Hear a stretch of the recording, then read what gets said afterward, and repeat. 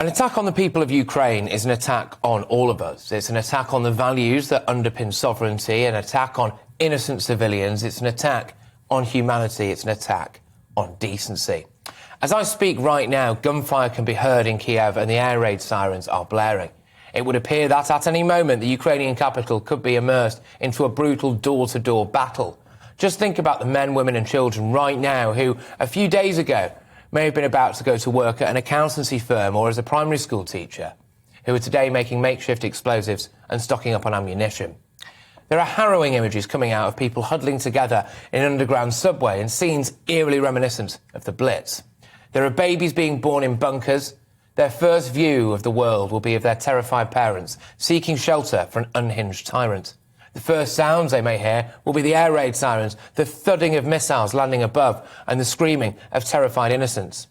Haunting video footage appears to show men kissing their daughters goodbye, putting them on an evacuation bus and waving them off for what one imagines could well be for the final time. There are videos and audio recordings on brave Ukrainian troops telling a Russian warship to, well, I can't repeat what they said at this time in the morning, but sadly they were then eviscerated by missile fire. The Ukrainian government has removed all restrictions for the military and it's encouraging civilians to make Molotov cocktails as well. This is desperation, and rightly so.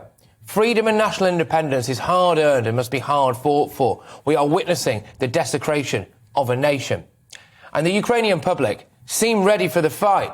A brave elderly woman was videoed confronting a Russian soldier, telling him to put sunflower seeds in his pocket so that beautiful flowers will grow in her country when the Russian forces are killed. Former heavyweight world champions Vitaly and Vladimir Klitschko have taken up arms and are ready to die for their country. Sadly, it looks like they may well have to. But it's not just the people of Ukraine who want to resist, no.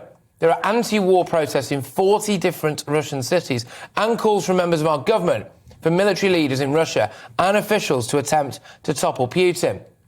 If you are religious, then I would urge you to pray for the people of Ukraine, because we stand on the brink of massive civilian casualties and a huge humanitarian crisis.